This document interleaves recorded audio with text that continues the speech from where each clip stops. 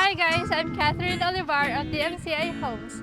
Today I'm going to show you the construction update of Sonora Garden Residences.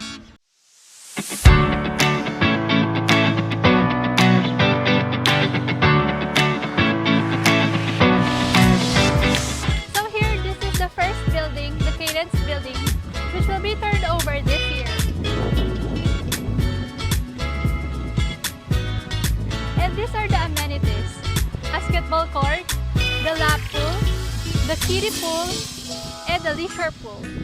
And here is a space for the gazebos.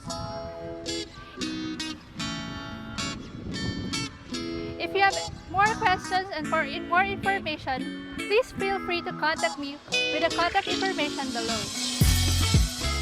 Thank you!